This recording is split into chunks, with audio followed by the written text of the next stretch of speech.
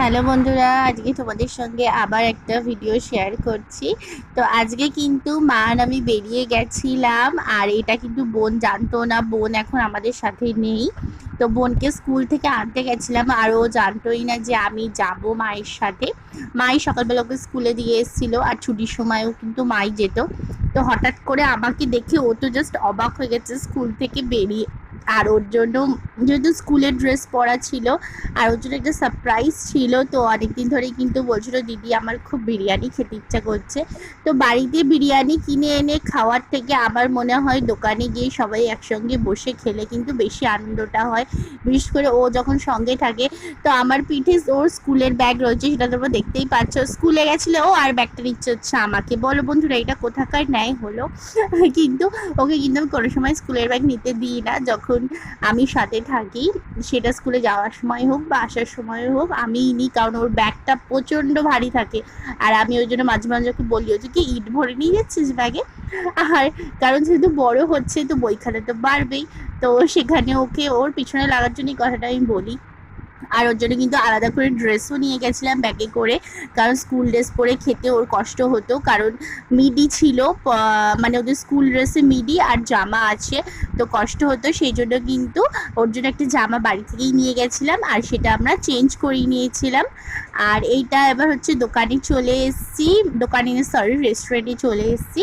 তো এখানে বসে বিরিয়ানি খাবো, তিনজনে মিলে অর্ডারও করা হয়ে গেছিলো, আর আমাদের কিন্তু বিরিয়ানি চলে এসেছিলো। এই দোকানে বিরিয়ানি খেতে বাবান খুব ভালোবাসে, মানে আমার বোন খুব ভালোবাসে। সেই জন্য কিন্তু এই দোকানেই আমরা এসছি, এই রেস্টুরেন্টের ভিডিও আগেও হয়তো তোমরা দেখেছো।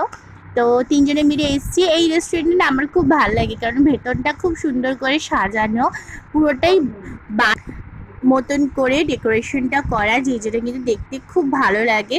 মানে বাঁশ যেমন দেখতে হয় না, ওরকম কাটিংয়ে ডিজাইনটা করা থাকে। আর ওই সবুজ সবুজ যে ঘাসগুলো আমার পিছনে রয়েছে, মানে দেওয়ালে আটকানোগুলো আমার খুব ভালো লাগে দেখতে। আর চারিদিকে আয়না সেট করা এই রেস্টুরেন্টটা, সেই জন্য কিন্তু মানে একটা মানে লুকটাই একটা পুরোটা অন্যরকম লাগে।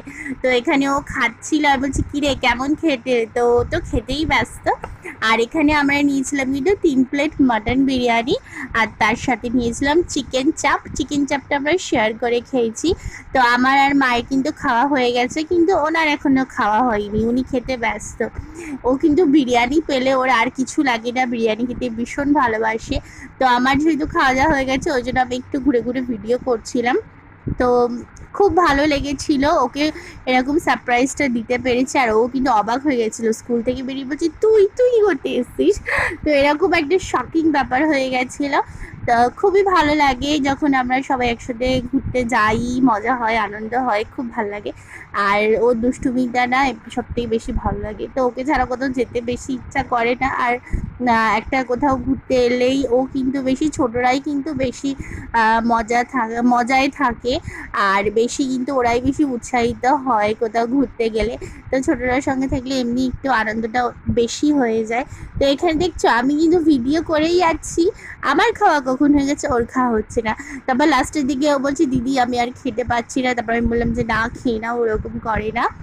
তো কারণ ও কিন্তু স্কুল থেকে বেশ অনেকটাই কিন্তু টাইম হয়ে গেছিলো, তো বেলা হয়ে গেছিলো, ওই জন্য ওর খেতে একটু টাইম লাগছিলো, ভালো লাগছিল না। ওর স্কুল ছুটি হতে হতে কিন্তু প্রায় 4:30 ছুটি হয়। তো আমাদের এখানে আস্তে আস্তে প্রায় কিন্তু 5টা বেজে গেছিলো।